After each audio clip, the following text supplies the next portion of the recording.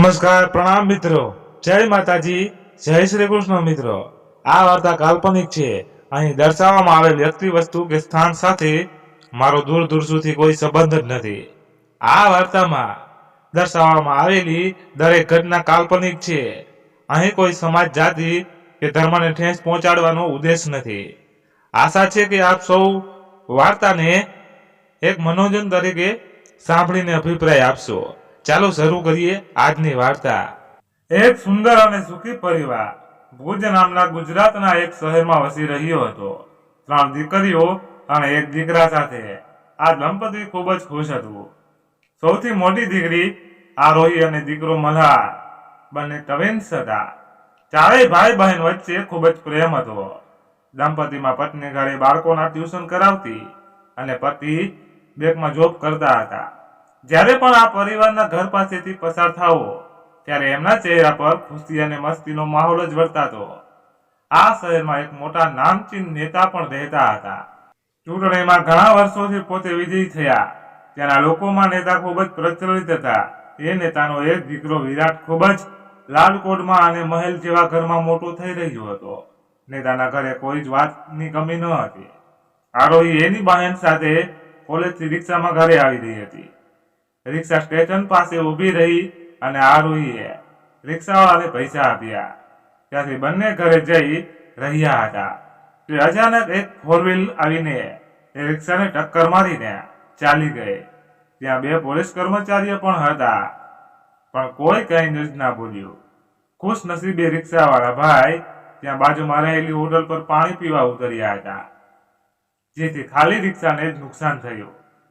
રિક્ષાવાળા ભાઈનો ચહેરો લાચાર વર્તાઈ રહ્યો હતો। એ વ્યક્તિનું ગુજરાન એ રિક્ષા વડે ચાલતું હતું। આરોહી અને એની બહેન મમતાએ આ દ્રશ્ય જોયું। મમતા ગુસ્સે થઈને પોલીસવાળા પાસે ગઈ। તમે અહીં ઊભા છો? આ બિચારાની રિક્ષા તોડીને એ 4 વ્હીલ વાળો ભાગી ગયો। તમે એને રોક્યો નહીં? બેટા, તું હજી નાની છે, અમે એને પકડીને પણ શું કરવાના હતા? ઉપરથી ઓર્ડર આવે એટલે છોડવું જ પડે અને અમારી બદલી થઈ જાય। એ હાલ તો શું આવા રહેવાનો ખુલ્લે આમ આ શહેરમાં ફરશે અને તમે કંઈ નહીં કરો? મમતા, ચૂપ કર અને ચાલ ઘરે। આપણે આ વાતમાં વચ્ચે પડવાની જરૂર નથી। આરોહીએ મમતાનો હાથ પકડતા કહ્યું, દીદી તું ડરે છે, હું નહીં। આજો બિચારા રિક્ષાવાળાની હાલત, એનો ચહેરો જો। આરોપીએ પોતાના પર્સમાંથી 5000 રૂપિયા કાઢીને રિક્ષાવાળાને આપ્યા। ચાલ મમતા, હવે ઘરે, આપણું અહીં વધુ સમય રહેવું યોગ્ય નથી। આરોહી આ તે શું કર્યું? ટક્કર ઓલો નેતાનો દીકરો મારીને ગયો ને પૈસા તું આપે છે? આ પૈસા તો તે મોબાઈલ લેવા માટે ભેગા કર્યા હતા ને? હવે મોબાઈલ કેવી રીતે લાવીશ? એ બધું તું છોડ, ચાલ ઘરે। આરોહી મમતાને લઈને ઘરે આવે છે। ઘરે રોજની જેમ પરિવાર ઘરની પાછળ આવેલા ગાર્ડનમાં એકઠો થાય છે। આરોહી દિવસ દરમિયાન બનેલી ઘટના કહે છે। પપ્પા, મમતાને કંઈક કહો, નહીતર હવેથી હું એને મારી સાથે કોલેજ નહીં લઈને જાઉં। શું થયું બેટા? આજે અમે એક રિક્ષાવાળા આવ્યા, એ રિક્ષાવાળાને એક 4 વ્હીલ વાળાએ ટક્કર મારી દીધી। તો આ મમતાએ 4 વ્હીલ વાળાને પકડવા દોડી અને પોલીસને પણ કહેવા લાગી કે આવા લોકોને પકડવાતા કેમ નથી? ઓહ, કોણ હતો એ વ્યક્તિ? આપણા નેતાનો દીકરો વિરાટ। જો મમતા, આ શહેરમાં સારા અને ખરાબ બંને પ્રકારના છોકરાઓ છે। આવા લોકો સત્તા અને પૈસાના પાવરથી કંઈ પણ કરીને છૂટી જતા હોય છે। આપણે એક મધ્યમ વર્ગના પરિવારના સભ્યો છીએ। આવા લોકો સાથે ઝઘડા કરીને આપણું જીવન ખરાબ ન કરાય। આરોહીની વાત સાચી છે, મલ્હારે મમતાને સમજાવતા કહ્યું। તો શું ભાઈ, આપણે આવા લોકોથી ડરી ડરીને જીવવાનું? હું ક્યાં એમ કહું છું કે ડરીને જીવવાનું, પણ બને એટલું આવા વ્યક્તિઓથી દૂર રહેવાનું। ના ભાઈ, આરોહી ડરપોક છે, હું નહીં। વાત ડરપોકની નથી મમતા, વાત સમજદારીની છે। તું જે કહે છે એ પણ સાચું છે અને આરોહી કહે છે એ પણ। તો ભાઈ, આજે જે રિક્ષાવાળા સાથે થયું એ કાલે આપણી સાથે થશે. તો જો મમતા, એ થશે ત્યારે જોઈ જશે. ચાલો છોડો આ વાતને. હવે દીદીએ તો ઓલા રિક્ષાવાળાને 5,000 રૂપિયા પણ આપી દીધા. આ તો સારું કર્યું આરોહીએ. એ વ્યક્તિને રિક્ષા રિપેરિંગમાં મદદ થઈ જશે. મહેતાની પત્ની શર્મિલા સમાજ સેવાની ઓફિસ એથી ઘરે પાછી ફરે છે. પાર્કિંગમાં પડેલી વિરાટની ગાડી જોઈને ત્યાં રહેલા સિક્યોરિટીને ગાડી પર થયેલા ડેમેજ વિશે પૂછે છે. જાણવા મળે છે કે ડેમેજ રિક્ષાની ટક્કર મારવાથી થયું છે. સાથે ડિનર કરતી વખતે શર્મિલા નેતા સાથે આ વિશે વાત કરે છે. આજે તમારો રાજકુમાર એક્સિડન્ટ કરીને આવ્યો. હા, મને ખબર છે. કોઈ માણસને નુકસાન નથી થયું, ખાલી એક રિક્ષાને નુકસાન થયું છે. મેં પાર્ટીના એક માણસને મોકલીને એ વ્યક્તિને નવી રિક્ષા અપાવી દીધી છે. તું વિરાટને તો જાણે જ છે કે આજે આ પહેલું વહેલું તો નથી બન્યું. આવા મહિનામાં 2-3 કેસ તો હોય જ છે. બસ તું એને થોડો સમજાવ કે ચૂંટણી આવે છે, થોડું ધ્યાન રાખે. હા, સમજાવીશ. પણ દીકરો તમારો જ છે, 1 નંબરનો સીધી. માને છે કોનું? વરસાદની મોસમ છે. આમ પણ કચ્છમાં ઓછો વરસાદ થાય છે, તો જ્યારે પણ વરસાદ થાય ત્યારે એક અનેરો આનંદ જન્મે છે. ભુજમાં વરસાદ થઈ રહ્યો છે. આરોહી મલ્હાર અને 2 નાની બહેનો વરસાદમાં ભીંજાઈ રહ્યા છે. દંપતી વૈભવભાઈ અને વર્ષાબેન ઓસરીમાં બેસી ચાની ચુસ્કી લેતા લેતા બાળકોને નિહાળી રહ્યા છે. બાળકોમાં આટલો પ્રેમ જોઈ આ દંપતી ખૂબ જ ખુશી અનુભવે છે. દીકરીઓ પણ મોટી થઈ છે અને દીકરો પણ. હવે અવસર આવશે અને દીકરીઓ પોતે સાસરે એક એક કરીને જશે. એવી વાતો સાથે દંપતી આંખો ભીની કરી રહ્યા છે. આરોહી અને મલ્હાર ટ્વિન્સ અને એક જ ઉંમરના હોવાથી બંનેને ખૂબ જ બને છે. એમ કહું કે બંને એકબીજા વગર રહી પણ નથી શકતા. ભાઈ બહેન વચ્ચેનો આ પ્રેમ ઘરમાં એક સ્નેહભર્યું વાતાવરણ ઊભું કરે છે. રાત્રે આરોહી મલ્હારના રૂમ પાસેથી પસાર થાય છે. મલ્હારના રૂમની લાઇટ્સ ચાલુ હોય છે. આ જોઈને આરોહી મલ્હારના રૂમમાં પ્રવેશે છે. ભાઈ, તું હજી જાગે છે? આ થોડું કામ યાદ આવી ગયું હતું એટલે બેસ ને. ના ના, તું કર તારું કામ. હું તો બસ લાઇટ જોઈ એટલે તને જોવા આવી. તું શું ખાય છે? લે, પોપકોર્ન ખાઈશ? આ પોપકોર્ન ખાવાનો સમય છે. લે, ભૂખ લાગી હતી, એમાં શું ખોટું છે? તું જ ખા બહેના, તું જ ખા. બાય ધ વે, તું લેપટોપમાં કામ શું કરે છે? એ છોકરીઓ શોધે છે. હે બતાવો. પાગલ થઈ ગઈ છે? સ્કોલરશિપ માટે અરજી આપી હતી, એના અમુક ડોક્યુમેન્ટ્સ આપવાના હતા, એ અપલોડ કરું છું. અચ્છા, તો તું કર તું કામ. હું તારા બેડ પર બેઠી છું. હા બેસ, મારે એક વાત કરવી છે. હું આવું 10 મિનિટમાં. પોતાનું કામ પતાવીને મલ્હાર આરોહી પાસે આવીને બેસે છે. આરોહી, હવે તું મોટી થઈ ગઈ છે, થોડી હિંમતવાન બની જા. આવતા વર્ષે જો સ્કોલરશિપ મળી જશે તો હું અહીં નહીં હોઉં. તું તો એક ઉંદરડીથી પણ ડરી જાય છે. પછી હું નહીં હોઉં તો બધું તારે જ સંભાળવું પડશે. હા ભાઈ, જાણું છું, એટલે જ તો કોશિશ કરું છું. સારું બહેના, તો બાકીની વાતો કાલે કરીએ. ચાલ સૂઈ જા હવે. Good night. હા ઓકે ભાઈ, ગુડ નાઇટ. સવારે મલ્હાર વહેલો જાગી ગયો. આજે સ્કોલરશિપનું પરિણામ આવવાનું હોય છે. જો મલ્હારને સ્કોલરશિપ મળી જાય તો એ અબ્રોડ ભણવા માટે જવાનું હોય છે. મલ્હાર તૈયાર થઈને નીકળે છે. વર્ષાબેન મલ્હાર પાસે એક થાળી લઈને આવે છે. થાળીમાં એક દીવો, દહીં, સાકર અને કંકુ હોય છે. વર્ષાબેન મલ્હારની આરતી ઉતારી એને કંકુનો ચાંદલો કરે છે અને દહીં સાકર ખવડાવે છે. મમ્મી, તને ખબર તો છે ને, મને દહીં નથી ભાવતું. બેટા, આ તો સુકનના કામ કહેવાય, એમાં ના ન પડાય હો. ચાલ મમ્મી, મારે મોડું થઈ ગયું છે, હું નીકળું છું. આ બેટા, સાચવીને જજે અને પરિણામની જાણ થતાની સાથે જ પહેલા મને ફોન કરજે. તારા વાલા પપ્પાને પહેલા ના કરી દેતો. હા મમ્મી, મલ્હાર યુનિવર્સિટી પહોંચે છે. ત્યાં એને જાણ થાય છે કે એને 100% સ્કોલરશીપ મળી છે અબ્રોડ ભણવા જવા માટે. મલ્હાર ખૂબ જ ખુશ થાય છે. એના ચહેરા પર અનોખી ચમક ઉપસી આવે છે. આ ખુશીની જાણ કરવા એ ઝડપથી પગલાં ભરતો જાય છે. યુનિવર્સિટીના દાદરા ઉતરતા ઉતરતા એ એના પપ્પાને ફોન કરે છે. હેલો પપ્પા, એક ખુશીના સમાચાર છે. ઓહ બોલ દીકરા, શું ગુડ ન્યૂઝ છે? પપ્પા, મને સ્કોલરશીપ મળી ગઈ છે, એ પણ 100%. વાહ દીકરા, આ તો ખૂબ જ સારા સમાચાર છે. હવે તને અબ્રોડ જવામાં આસાની રહેશે. તારા મમ્મીને આપ્યા સમાચાર? ઓહ નો પપ્પા, એ તો ભૂલાઈ જ ગયું. તમે મમ્મીને કંઈ જ ન કહેતા, નહીંતર મમ્મી આજે મને ખીજાશે.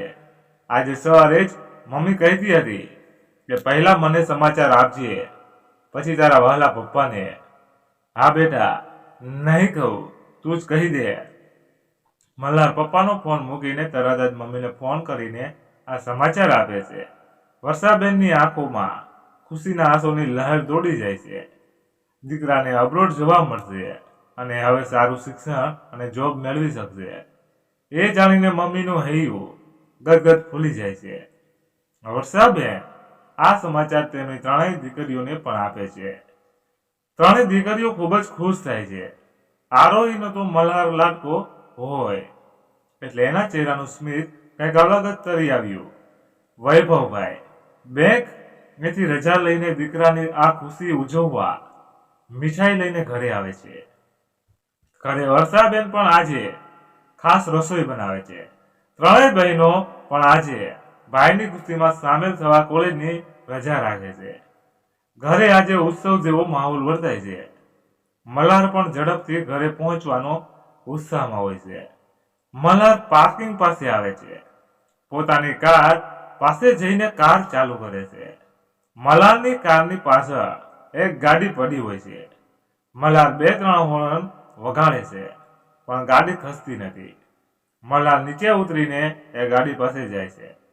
ગાડીમાં 2 બંદૂકધારી સિક્યોરિટી ગાર્ડ્સ અને ગાડી પાસે નેતાજીનો ખાસ માણસ શેરા હોય છે. મલ્હાર શેરા પાસે જઈને વાત કરે છે. ભાઈ, આ ગાડી થોડી બાજુમાં કરાવી આપો ને, મારે મારી કાર કાઢવી છે, મોડું થાય છે. ચાવી નાના સાહેબ પાસે છે, શેરા જવાબ આપે છે. આ નાના સાહેબ કોણ છે? વિરાટ સાહેબ, જે સામે ફોનમાં વાત કરે છે. મલ્હાર વિરાટ પાસે જાય છે અને નમ્રતાથી આજીજી કરે છે. હેલો ભાઈ, તમારી ગાડી હટાવી લો, મારે મોડું થાય છે. વિરાટ ફોન પર વાત કરી રહ્યો છે. એ ગુસ્સામાં મલ્હાર સામે જુએ છે. મલ્હાર વાતને શાંતિથી પતાવવામાં થોડી વાર ચૂપ રહે છે. વિરાટ ફોન મૂકીને મલ્હાર સામે ગુસ્સામાં બોલે છે. તને દેખાતું નથી? હું ફોન પર વાત કરું છું. બોલ, શું કામ છે ભાઈ? મારે ઘરે જવું છે. તમારી ગાડી થોડી સાઈડ કરો તો હું મારી કાર કાઢી લઉં. નહીં થાય ગાડી સાઈડમાં. બોલ, શું કરી? ભાઈ, જો હું તને પ્રેમથી કહું છું, લઈ લે. નહીં લઉં. બોલ, શું કરી લઈશ? વિરાટ મલ્હારને છાતીમાં હાથ વડે ધક્કો મારતા બોલ્યો. હું શાંતિથી વાત કરું છું, તું હાથાપાઈ ના કરીશ. શું ખાલી લઈશ? વિરાટ ફરીથી મલ્હારને ધક્કો મારતા બોલ્યો. મલ્હાર ગુસ્સામાં આવી ગયો. મલ્હારે પણ વિરાટને ધક્કો માર્યો. બંને વચ્ચે થોડી ગાળાગાળી થઈ. વિરાટને તો બસ ઝઘડો કરવાનો મોકો જ જોઈતો હતો. બંને ગુસ્સામાં હતા. મલ્હાર પણ વિરાટથી ડરવાનું નામ નહોતો લઈ રહ્યો. વિરાટની સામે કોઈ જલ્દી બોલતું નહીં. આજે મલ્હારના મોઢે ગાળો સાંભળીને એને વધુ ગુસ્સો આવ્યો. એને પોતાની પાસે રહેલી ગન કાઢી અને વિરાટ સામે ધરી દીધી. ત્યાં ઉભેલા શેરાની સિક્યોરિટી ગાર્ડ્સે વિરાટને રોકવાની કોશિશ કરી, પણ વિરાટે કોઈનું માનવા તૈયાર ન હતો. મલ્હાર પણ બેખોફ એની સામે જ ઊભો હતો. બંદૂકમાંથી 1, 2, 3, 4 ગોળીઓ મલ્હારના શરીરની આરપાર થઈ ગઈ. કપાળમાંથી, પગમાંથી અને છાતીમાંથી પસાર થયેલી આ ગોળીઓએ મલ્હારના શરીરને રક્તથી ભીંજી દીધું. શેરા વિરાટને લઈને ત્યાંથી ફરાર થઈ ગયો. યુનિવર્સિટીના કેમ્પસમાં બધા સ્ટુડન્ટ એકઠા થઈ ગયા. મલાને ઘણીવાર થતા આરોહીએ એને ફોન કરવા લાગી. ઘરે બધા મલાની ઉજવણી માટે આતુરતાથી રાહ જોઈ રહ્યા હતા. પિતાએ ફોન કર્યો, મમ્મીએ કર્યો અને આરોહીએ કર્યો, પણ મલાનો ફોન રિસીવ જ નહોતો થતો. થોડા સમય બાદ આરોહીના ફોનમાં મલાના ફોનમાંથી ફોન આવ્યો. હેલો કોણ? હેલો મેમ, હું એક સ્ટુડન્ટ બોલું છું, પણ આ તો મલાનો નંબર છે. આપણી પાસે ક્યાંથી? મેમ, મેં આ ફોનમાં આપના મિસ કોલ જોયા એટલે લાગ્યું કે કોઈ પરિવારના સભ્યના હશે એટલે કોલ કર્યો. હા, હું એની બહેન જ બોલું છું. ક્યાં છે મલા? મેમ, અમે એને હોસ્પિટલ લઈને જઈ રહ્યા છીએ અને ગોળીઓ વાગી છે. વોટ? આરોહીના આંખે અંધારા આવી ગયા. આરોહી આ સાંભળીને અવાજ જ બની ગઈ. બધા આરોહી સામે તાકી રહ્યા. બેટા, શું થયું? કોણ હતું? ફોન પર કંઈક તો બોલ. મમ્મી, મલ્હારને ગોળીઓ વાગી છે, એ હોસ્પિટલે છે. આરોહી ડુસકા ભરતા ભરતા બોલી. બધાના ચહેરા પર ઉદાસી ભરી વળી. વર્ષાબેન તો રોકડ કરવા લાગ્યા. બધા ઝડપભેર હોસ્પિટલ પહોંચ્યા. ત્યાં જઈને જોયું તો મલ્હાર આઈસીયુમાં રખાયો હતો. ડોક્ટર્સ કંઈ જવાબ નહોતા આપી રહ્યા. એકાદ કલાક પછી ડોક્ટર્સ બહાર આવીને જણાવ્યું, આઈ એમ સોરી. પરિવારના પગ નીચેથી તો જાણે જમીન જ ખસી ગઈ. મલ્હારને સફેદ ચાદરમાં આઈસીયુમાંથી બહાર લાવ્યા. આરોહી, વર્ષાબેન, વૈભવભાઈ, નાની બે બહેનો બધા ડૂસકે ને ડૂસકે મલ્હારને ચહેરાને જોઈને રડી રહ્યા હતા. જાણે આજે એમના પરિવાર પર આપ ફાટી પડ્યું હોય. મલ્હારને ઘરે લાવીને એના અગ્નિ સંસ્કાર કર્યા. એક પિતા માટે કેટલું અઘરું હોય છે કે એ પોતાના દીકરાની ચિતાને આમ ચાંપે. વૈભવભાઈ અંદરથી જાણે તૂટી જ ગયા હતા. વિરાટને લઈને શેરા ઘરે પહોંચ્યો. પછી નેતાને બધી જાણ કરાઈ. નેતાએ તપાસ કરાવી કે એ છોકરો જીવે છે કે નહીં. સમાચાર મળ્યા કે એ છોકરાનું નિધન થઈ ગયું છે. નેતા ખૂબ જ ગુસ્સામાં આવી ગયા. વિરાટ પર ગુસ્સે થયા, પણ પોતાની સીટ, વોટ બેંક અને નામ બચાવવા એને હવે કંઈક તો કરવું જ પડશે. એ વિચારીને એ પોતાની સિક્યોરિટી સાથે સ્મશાન પહોંચ્યા. મલ્હારની ચિંતા બળી રહી હતી. મલ્હારના પિતાનું મન પણ જાણે એ ચિતામાં બળી રહ્યું હોય એવું અનુભવાતું હતું. બધા એક પછી એક સ્મશાનેથી નીકળી રહ્યા હતા. વૈભવભાઈ અને એમના મોટા ભાઈ વિનોદભાઈ જ ત્યાં હાજર હતા. નેતા વૈભવભાઈ પાસે આવ્યા અને ખંભે હાથ મૂકીને બોલ્યા, વૈભવભાઈ, જે થયું એમાં મારા દીકરાની ભૂલ હતી. હું એના વતી બે હાથ જોડીને માફી ચાહું છું. વૈભવભાઈનું મોઢું નેતાને જોઈને જ લાલચોળ થઈ ગયું. ગુસ્સામાં નેતાને જોવા લાગ્યા. નેતાજી, માફી. મેં મારો જવાન દીકરો ગુમાવ્યો છે. મારા દીકરાનું લોહી તમારા દીકરાએ વહાવ્યું છે. હજી તો એની ચિતા ઠંડી એ નથી થઈ. તમે મારી આંખોથી દૂર થઈ જાઓ અને માફીની તો વાત પણ ન કરતા. વૈભવભાઈ ગુસ્સે થતા બોલ્યા. વિનોદભાઈ અસ્થિઓ ભેગી કરીને વૈભવભાઈને લઈને ઘર તરફ રવાના થયા. મીડિયાના લોકો એમને રસ્તામાં રોકવા લાગ્યા, પણ કોઈ જ જવાબ આપ્યા વગર વૈભવભાઈ ઘરે નીકળી ગયા. એમના ગયા પછી નેતા પણ ત્યાંથી નીકળ્યા. મીડિયાએ સવાલોનો ઢગલો નેતાજી સામે કરી દીધો. જો અમને દુઃખ છે, અમે એમના દુઃખમાં સહભાગી થવા અહીં આવ્યા છીએ. જો અમારી વચ્ચે કંઈ અનબન હોય તો અમે અહીં એમની સાથે સ્મશાને જ ન આવ્યા હોત. નેતાજીએ પોલિટિકલ ભાષામાં જવાબ આપીને ઘરે ગયા. ઘરે જઈને વિરાટ અને શર્મિલાને બોલાવ્યા. આ તમારા રાજકુંવરને કહો આવા કામ ન કરે. એક છોકરાનું ખૂન કર્યું છે એણે. હું કેમ કહું? તમારો દીકરા છે, તમે જ કહો ને. શર્મિલાએ જવાબ આપ્યો, જુઓ, આ વાત મીડિયા સામે આવી ગઈ છે. મારી બદનામી ન થાય એ માટે હવે મારે એ પરિવાર સાથે સહાનુભૂતિ દાખવવી પડશે. ચૂંટણી પણ નજીક છે.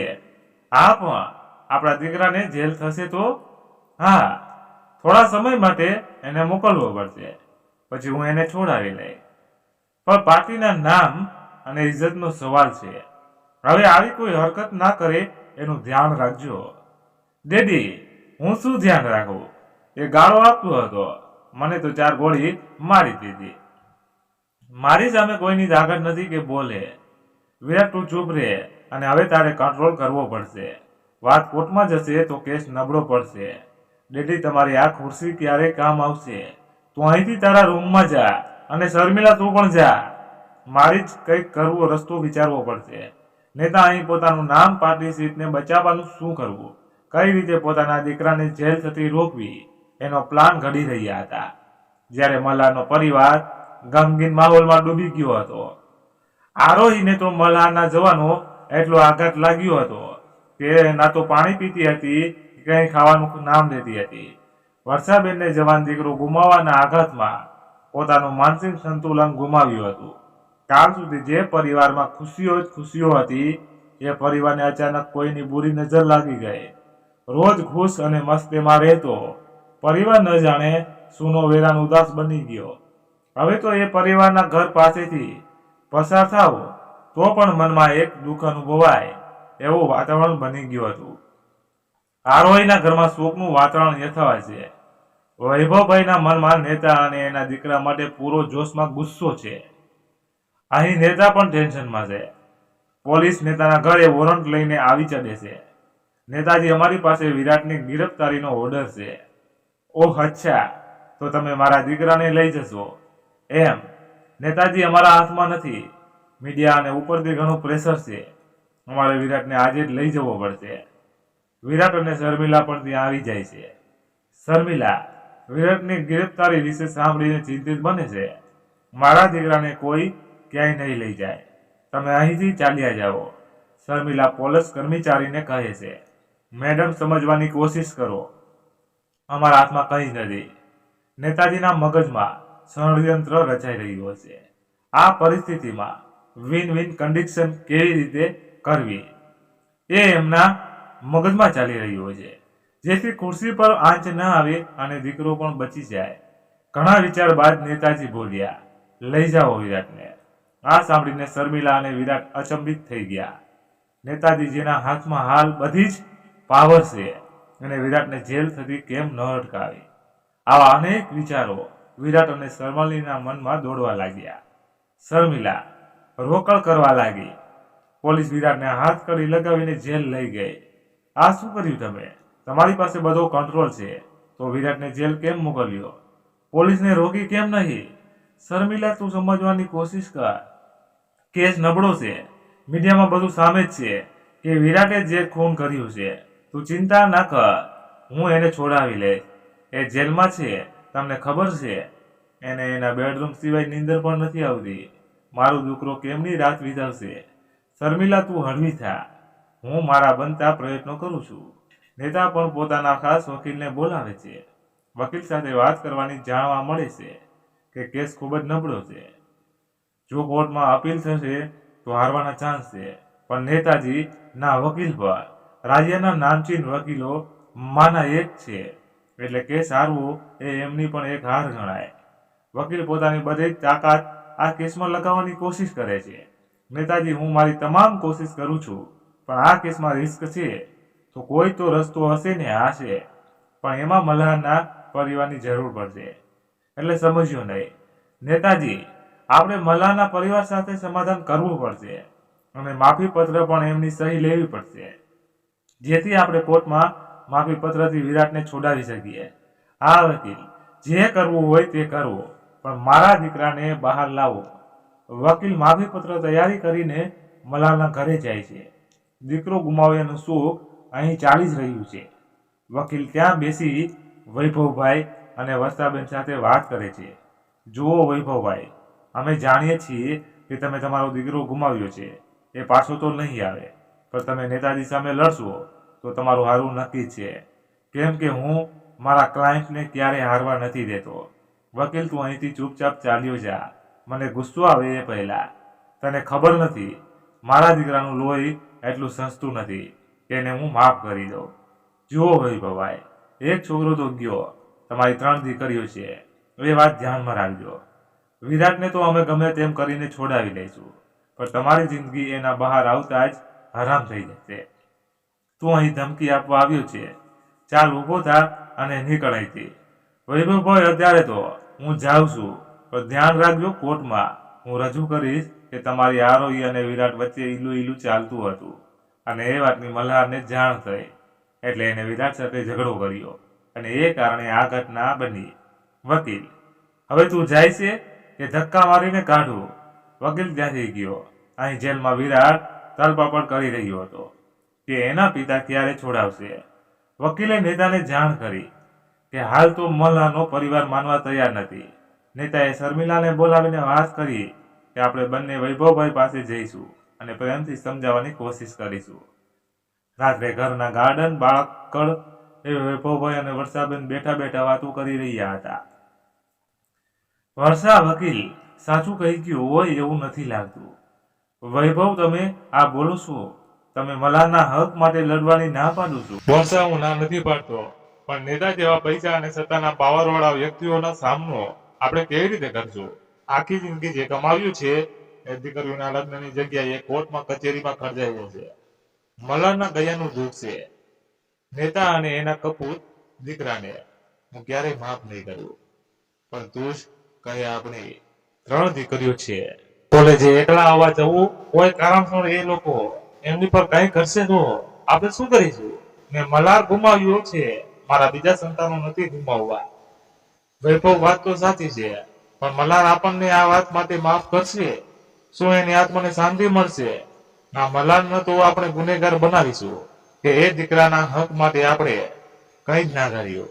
પણ ઓલો વકીલ આપણી આરોહીનું નામ લઈને ગયો છે. મને તો ડર છે કે કોર્ટમાં કંઈ થશે તો આપણી દીકરીની બદનામી થશે. આરોહી ફેટલી ભોળી અને નાજુક છે. આ પરિસ્થિતિમાં એ પોતાની જાતને કેમની સંભાળી શકશે? આ વૈભવ, આપણે એમને માફ કરી દઈએ અને આપણી 3 દીકરીઓ વિશે વિચારીએ.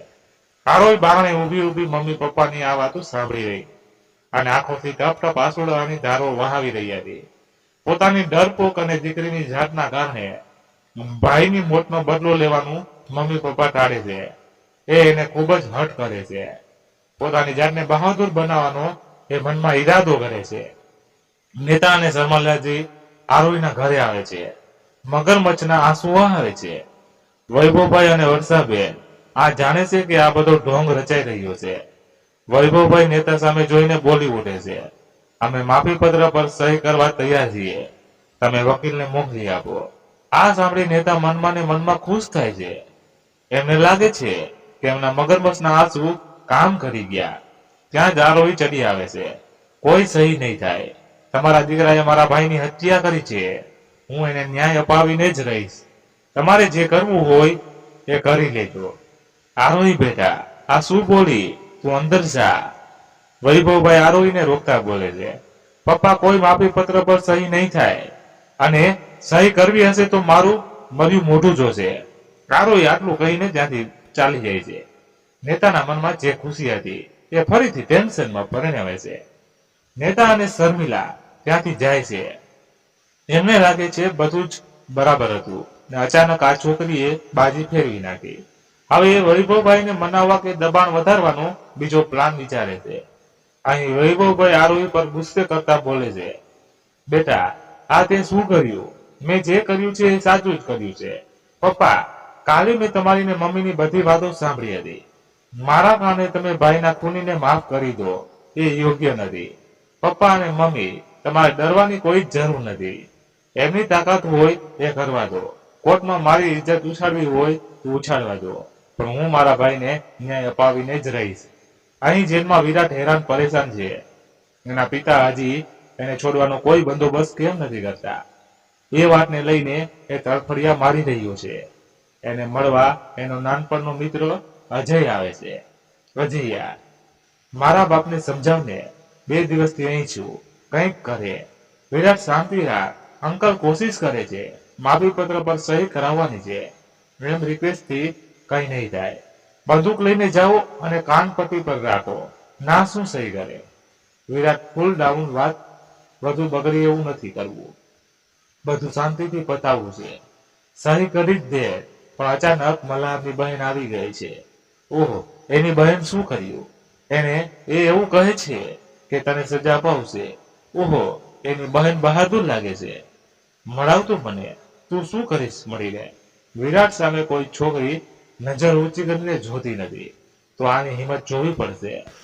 આજે પ્લાન કર મળવાનો. ભાઈ અત્યારે માહોલ ગરમ છે, પછી રાત ને. ના તું ગમે તે કર, એને અહીં મોકલ. આજે સિક્યુરિટી ગાર્ડ સાથે આરોહીના ઘરે ચડી આવે છે. વૈભવભાઈ ઘરે નથી હોતા, નાની બહેનો પણ કોલેજે ગઈ હોય છે. આરોહી અને એના મમ્મી જ ઘરે હોય છે. બધું ટેબલ પર મૂકીને કહે છે, આંટી ક્યાં છે તમારી બહાદુર દીકરી? તું કોણ છે? શું કામ છે? આંટી પૂછવું એટલો જવાબ આપો, નહીં તો આ બંદૂકમાં એક ગોળી બાકી નહીં રહે.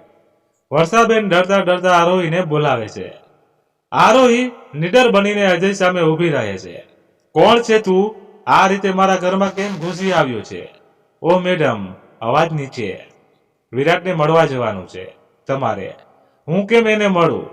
જો આરોહી વાત માની લે, નહીં તો તારા ભાઈની જેમ તારી માં પણ ગુમાવીશ. બહાર ગાડી છે, ત્યાં મારા સિક્યોરિટી ગાર્ડ છે. એ તને જેલે લઈ જશે અને 1 કલાકમાં પાછી મૂકી જશે. ચૂપચાપ ગાડીમાં જઈને બેસ. ના બેટા, તું ક્યાંય નહીં જાય. વર્ષાબેન રડતા રડતા બોલે છે, મમ્મી તું ચિંતા ન કર, હું જઈને આવું છું. જોઉં છું શું કે છે. ઓલો હરામી અજય અહીં આરોહીના ઘરે બેસે છે, જેથી વર્ષાબેન કોઈને ફોન ન કરી શકે. આરોહી ગાડીમાં બેસી જેલમાં જાય છે. વિરાટ લોકઅપમાં આરામ ફરમાવી રહ્યો હોય છે. આરોહી ચહેરા પર ફૂલ ગુસ્સા સાથે એને જોવે છે. કેમ બોલાવી છે મને? અહીં ઊંચા અવાજે આરોહી બોલે છે. વિરાટ નીંદરમાંથી ઉઠે છે અને આરોહીની સામે આવે છે. ઓહ, તો તું છે એ બહાદુર છોકરી જે વિરાટને સજા અપાવીશ. તું કામ બોલ, મારે ફાલતુ વાત માટે ટાઈમ નથી. મેં તો વિચાર્યું હતું કે તું એકદમ સ્ટ્રોંગ ગર્લ હોઈશ, પણ તને જોતા તો લાગે છે તું એકદમ નાજુક, ખૂબસૂરત, પ્રેમાળ છોકરી છે. વિરાટ, તું ફાલતુ વાતો ના કર, કામ બોલ. તારા જેવા નાલાયક લોકો માટે મારી પાસે સમય નથી. જો તું તારા મા બાપને સમજાવીને સહી કરી દેજે. જો મારું માફીપત્ર નહીં મળ્યું તો તારી અને તારી બહેનોની જિંદગી બહુ ખરાબ કરીશ. બહાર તો હું આવીશ જ. વિરાટ, મારા ભાઈનું લોહી એટલું સસ્તું નથી કે તારા જેવા માટે એ વહી જાય. હું તને સજા અપાવીને જ રહીશ. હું પણ જોઉં છું તો કેમનો બહાર આવે છે. આરોહી ગુસ્સામાં વિરાટને જોઈને ત્યાંથી નીકળી જાય છે. વિરાટને આજે કોઈ છોકરીએ આંખોમાં આંખો નાખીને પહેલીવાર ધમકી આપી. વિરાટના મનમાં આ વાત જ્વાળાની માફક બળી રહી છે. આરોહી ઘરે પહોંચે છે અને અજય ત્યાંથી જાય છે. બેટા શું કહ્યું એને? કઈ નહીં મમ્મી, એ લુખાવો કરવાના પણ શું? ધમકી આપવા સિવાય શું ધમકી આપી છે કે બહાર આવીને અમારી 3 બહેનોનું જીવન ખરાબ કરશે? બેટા હું કહેતી હતી આવા લોકો સાથે વેર ના કરાય. આપણે એને માફીપત્ર આપી દઈએ. મમ્મી, જો તું ડર નહીં અને આ વાત પપ્પા કે બહેનોને ના કરતી. વિરાટ જેવા નાલાયકને તો હું ફાંસી અપાવીને જ રહીશ. વર્ષાબેન ખૂબ જ ટેન્શનમાં આવી જાય છે. આરોહી વિરાટની આ ધમકીથી ડર્યા વગર એની સામે લડવા માટે વધુ ને વધુ મજબૂત થતી જાય છે. આરોહીને મલ્હારે કહેલી વાત યાદ આવે છે કે અબરોડ જશે પછી બધું આરોહીને જ સંભાળવાનું છે. મલ્હાર અબરોડ તો નહીં જઈ શક્યો, પણ આજે એ આરોહી સાથે નથી. આરોહી અને મલ્હાર ટ્વિન્સ હતા. મલ્હાર જાણે દૂર થઈને પણ આરોહીમાં વસી ગયો હોય એવું આરોહી અનુભવી રહી હતી. ભાઈના ન્યાય માટે જે ઉંદરથી ડરતી આરોહી આજે પૈસા અને સત્તાના પાવરવાળા લોકો સામે અડગ ઊભી રહી. સવાર થતા વૈભવભાઈ અને વર્ષાબેન એક કામથી બહાર જાય છે. એમના ગયા પછી થોડી જ વારમાં વિરાટનો વકીલ આરોહીના ઘરે આવી ચડે છે. આરોહી દરવાજો ખોલે છે. તમે અહીં કેમ આવ્યા છો? મને વિરાટે મોકલ્યું છે. કાલે તમારી ને વિરાટની જેલમાં વાત થઈ એ માટે કાગળિયા લઈને આવ્યો છું. ક્યાં છે? વૈભવભાઈ: ઘરે કોઈ નથી, તમે જાઓ અહીંથી અત્યારે. હા સારું, વાંધો નહીં, સાંજો પાછી આવીશ. લાવો મને આ ડોક્યુમેન્ટ્સ આપી દો, હું સહી કરાવી દઈશ. ઓહ, તું તો આખરે વિરાટની વાત માની જ ગઈ એમને? આરોહીએ માફી પત્ર લઈને જોરથી દરવાજો બંધ કર્યો. ઘરે કોઈને આ વિશે જાણ ન થાય એ માટે ફાઇલ છુપાવીને મૂકી દીધી. કારણ કે આરોહી જાણતી હતી કે જો એના મમ્મી પપ્પા સામે વકીલ આવશે ને કઈ ઊંધું સીધું બોલશે તો એ લોકો પાછા ટેન્શનમાં આવી જશે અને સહી કરી દેશે. આરોહીના ભાઈના મૃત્યુના દુઃખમાં ઓરડામાં બેઠી હોય છે એની બંને નાની બહેનો મમતા અને અસ્મિતા ત્યાં આવે છે. આજે આરોહી અને મલ્હારનો બર્થડે હોય છે. બંને ટ્વિન્સ હતા એટલે હંમેશા સાથે જ બર્થડે ઉજવતા આવ્યા હતા. પણ આજે મલ્હાર ત્યાં હાજર ન હતો. આરોહી પોતાના આ જીવનના પળોને યાદ કરીને આંખોથી અશ્રુધારા વહાવી રહી હતી. દીદી, હું જાણું છું તું મલ્હારભાઈને મિસ કરે છે. આજે તારો ને મલ્હારભાઈનો બર્થડે છે, પણ આપણા ઘરમાં શોકનું વાતાવરણ છે એટલે હિંમત ન થઈ આજે દિવસ દરમિયાન કહેવાની. પણ મલ્હારભાઈ અમારી સાથે મળીને તારા બર્થડેની સરપ્રાઈઝ પ્લાન કરતા હતા. એમને આ ગિફ્ટ તારા માટે લીધી હતી. આરોહી રડતા રડતા ગિફ્ટ ખોલે છે. સૌથી પહેલા એક બર્થડે કાર્ડ નીકળે છે. મલ્હારે આરોહીને બર્થડે વિશ કરવા આ કાર્ડ જાતે જ બનાવ્યું હોય છે. એમાં મલ્હારે એમનો આ સાથે છેલ્લો બર્થડે છે એવો પણ ઉલ્લેખ કર્યો હોય છે. મલ્હારને હતું કે આવતા વર્ષે તો એ ભણવા માટે અવરોડ જશે તો બર્થડે આ સાથે છેલ્લો જશે. પણ કોણે ખબર હતી કે આ જીવનનો છેલ્લો બર્થડે બની જશે. ત્યારબાદ બેગમાંથી એક બાળપણની ઢીંગલી નીકળે છે જે આરોહીને ખૂબ જ પસંદ હતી. એનો ભાઈ આજે એની સાથે નથી પણ એની યાદો એ તાજી કરાવી રહ્યો છે. ત્યારબાદ છેલ્લી ગિફ્ટમાં મોબાઈલ નીકળે છે. મલ્હારને ખ્યાલ હતો કે આરોહીને મોબાઈલની જરૂર છે. એ મોબાઈલ લેવા પૈસા જમા કરતી હતી પણ એ પૈસા તો રિક્ષાવાળાની મદદમાં એણે આપી દીધા હતા એટલે મલ્હારે એના માટે મોબાઈલ લીધો હતો. આરોહીએ મોબાઈલ ઓન કર્યો. મોબાઈલમાં મલ્હારે પોતાના નવા કપડામાં એક ફોટો સેવ કર્યો હતો અને એક વિડીયો પણ બનાવ્યો હતો. આરોહીએ વિડીયો પ્લે કર્યો. હેલો મારી સ્વીટ બહેના, આજે આપણો ખાસ દિવસ છે. આજના દિવસે આપણે બંને દુનિયામાં આવ્યા હતા. આજે હું તારી સાથે નથી પણ તને બર્થડે વિશ કરવા મેં આ વિડીયો બનાવ્યો હતો. Happy birthday dear Aarohi. Happy birthday to you. જો હવે રડતી નહીં અને મમ્મી પપ્પાનું ધ્યાન રાખજે. હું મારી સ્ટ્રેટેજી પૂરી કરીને જલ્દી આવીશ. પછી આપણે બહુ મસ્તી ફરીશું. By Aarohi. વિડીયો જોયા બાદ આરોહીની આંખો ધડધડ વહેવા લાગી. મમતા અને અસ્મિતાએ આરોહીને શાંત કરી. ત્રણેય બહેનો મલ્હારને ખૂબ યાદ કરી રહી હતી. બીજા દિવસે સહી કરીને માફીપત્રના મળતા નેતાના ગુંડાઓ ફરીથી આરોહીના ઘરે આવી ચડ્યા. ઘરની બારી ઉપર પથ્થર મારીને ભાગી ગયા. વર્ષાબેન આ જોઈને ખૂબ જ ડરી ગયા. આરોહી, આ જો હું કહેતી હતી ને કે સહી કરી દે, આ લોકો આપણને ચેનથી જવા પણ નહીં દે. આજે પથ્થર માર્યા છે, કાલે કંઈક બીજું કરશે. માન બેટા માન. મમ્મી તું રડ નહીં. હું જાણું છું કે આ નાની બહેનો કોલેજ નહીં જઈ શકતી. પપ્પાને પણ ઓફિસ જતા ડર લાગે છે. આપણે પણ ઘરમાં એક ડરવાળા માહોલમાં રહીએ છીએ. પણ મમ્મી હું મલ્હારને યાદ કરું તો મને આ બધું ભૂલાઈ જાય છે. મને મારા ભાઈની આત્માની શાંતિ માટે જ આ કરવું છે. મમ્મી તું મને સમજવાની કોશિશ કર. થોડી વાર પછી આરોહી ઘરેથી નીકળી છે. મમતા અને એના મમ્મી રોકે છે પણ એ કંઈ કહ્યા વગર નીકળી જાય છે. આરોહી જેલમાં પહોંચે છે. હાથમાં માફીપત્ર ફાઇલ છે. આરોહીને આવતી જોઈ વિરાટ ખુશ ચહેરા સાથે લોકઅપના દરવાજે આવીને ઊભો રહે છે. ઓહો, તો આરોહી મારા વગર રહી નથી શકતી.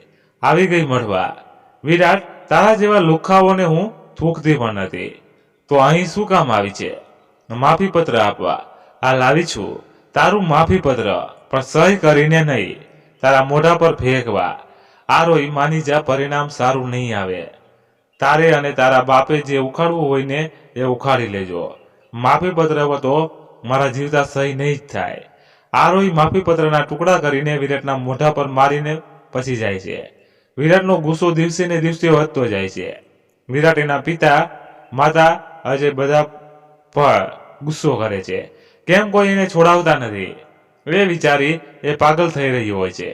અહીં નેતાજીના ઘરે વકીલ અજય અને શર્મિલાજી અને નેતા વિચારી રહ્યા હોય છે કે હવે શું કરવું. અંકલ, તમે ઘરની બહાર ના નીકળતા. મેં પ્લાન બનાવ્યો છે. બદનામી પણ નહીં થાય અને કામ પણ થઈ જશે. પોલીસને પ્રેશર કરીને 2 કલાક માટે વિરાટને બહાર લાવવો જ પડશે. પણ અજય, મીડિયા આવી ગયું તો મારી ઇજ્જત, પાર્ટી સીટનો સવાલ છે. કંઈ નહીં થાય અંકલ, મેં બધો પ્લાન ઘડીને જ રાખ્યો છે. આરોહી જેલમાંથી નીકળી પોતાના બીજા કામ પતાવી ઘરે આવે છે. ઘરે આવતા જ જોવે છે વિરાટ એના હોલમાં સોફા પર બંદૂક લઈને બેઠો હોય છે. એના ઘરના દરેક સભ્યો પાસે સિક્યોરિટી ગાર્ડ ઊભા હોય છે. તું અહીં શું કરવા આવ્યો છે?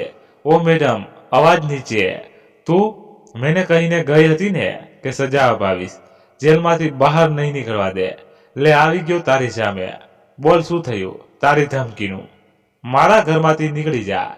Get out. મને કોઈ શોખ નથી તારા ઘરમાં રહેવાનો. બસ આ માફી પત્ર પર સહી થઈ જાય એટલે તું તારા રસ્તે અને હું મારા રસ્તે.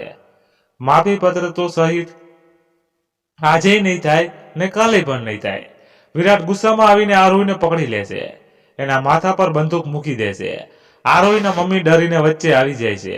વિરાટ, તું મને ગોળી મારી દે, મારી દીકરીને કંઈ જ ન કર, તને પગે પડું. આંટી, આ રહ્યા પેપર, સહી કરો. આરોહી એના મમ્મીને રોકે છે, પણ વર્ષાબેને દીકરો ગુમાવ્યો.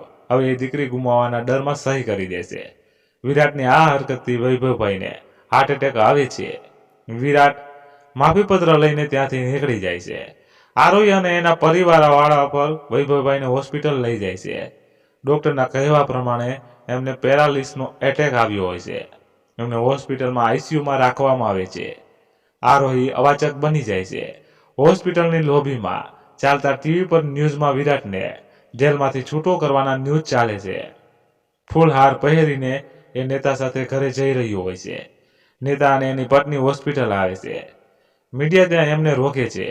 આરોહી અને એની માતાને પણ સવાલોની જડી વરસાવે છે, પણ આરોહી અને એની માતા કંઈ જ બોલતા નથી.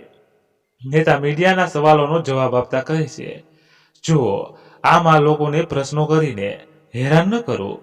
એમના ફેમિલી મેમ્બર એડમિટ છે, એમને સવાલો કરી હેરાન ન કરજો.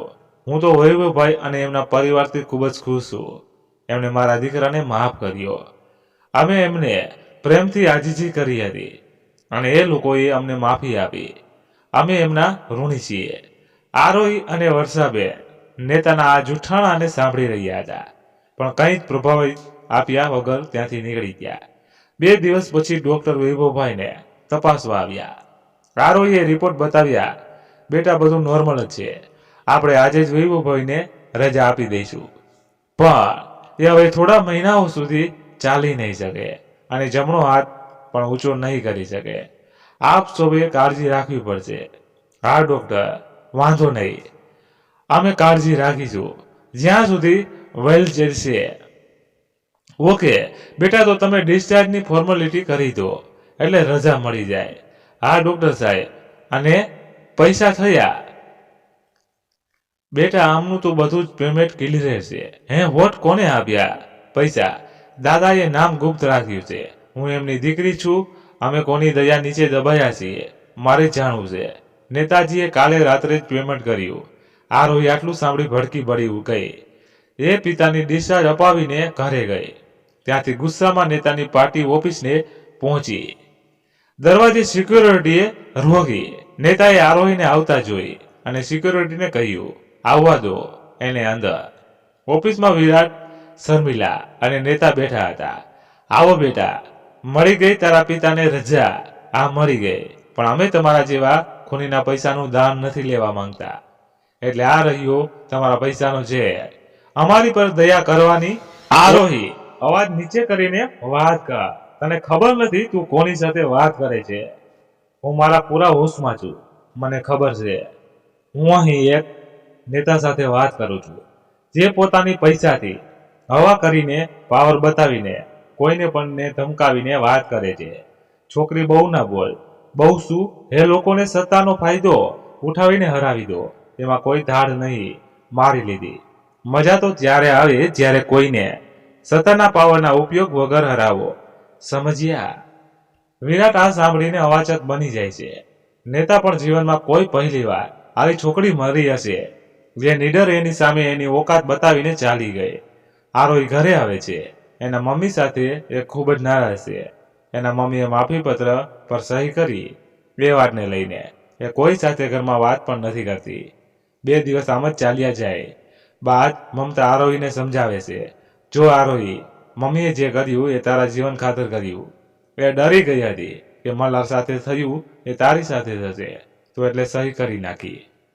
તું પ્લીઝ એમને દોષ ન આપ. તું પણ 3 દિવસથી નથી જમી અને મમ્મી પણ પ્લીઝ તું કંઈક ખાતો, મમ્મી પણ જમશે. આરોહીને મમતાની વાત યોગ્ય લાગી.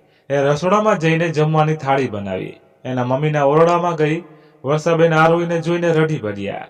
બેટા, હું જાણું છું કે મલ્હારના દોષીને છોડાવીને મેં ભૂલ કરી, પણ બેટા, વિરાટે જ્યારે મલ્હારને ગોળી મારીને ત્યારે હું ત્યાં હાજર ન હતી.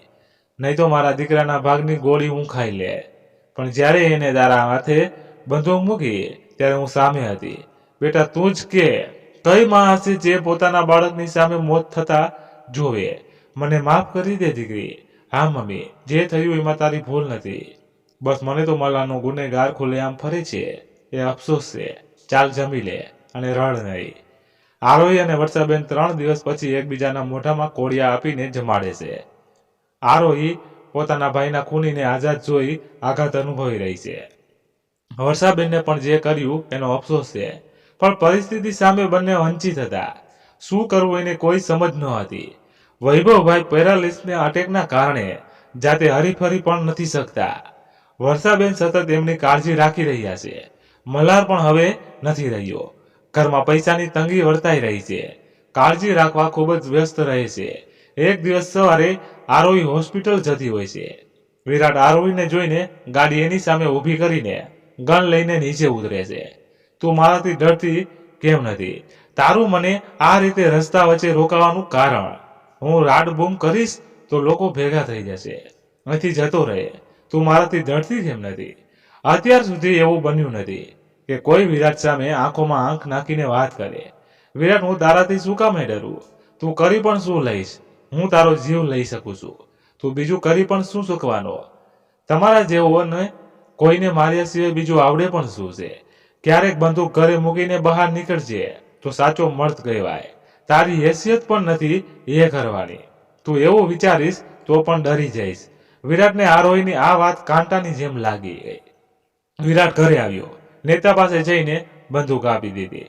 ડેડી, આ ગન રાખો. હવે આની જરૂર નથી અને કાલથી મારી ગાડીમાં પણ કોઈ ગાંઠ ના જોઈએ. ઓ બેટા, તું નેતાનો દીકરો છે, એમને એમ ના જવાય. ડેડી, જે બંદૂક વગર નીકળે એ જ સાચા મર્દ હોય છે. મિત્રો, વાર્તા હજી અધૂરી છે. વધારે લાંબી હોવાથી આપણે અહીંયા સમાપ્ત કરીએ છીએ અને આનો બીજો એપિસોડ આપણે કાલે સાંભળીશું. તમને કેવી લાગી એ કોમેન્ટમાં કરજો. પસંદ આવી હોય તો લાઈક કરી તમારા બધા મિત્રોને શેર કરજો, એટલે અમને વાર્તા લાવવામાં આનંદ મળે. ધન્યવાદ. ફરી મળીએ કાલે. ત્યાં સુધી બધા મસ્ત રહો, તંદુરસ્ત રહો. જય માતાજી, જય દ્વારકાધીશ. હર હર મહાદેવ, મહાદેવ, મહાદેવ. જય શ્રી રામ, જય બજરંગ બલી.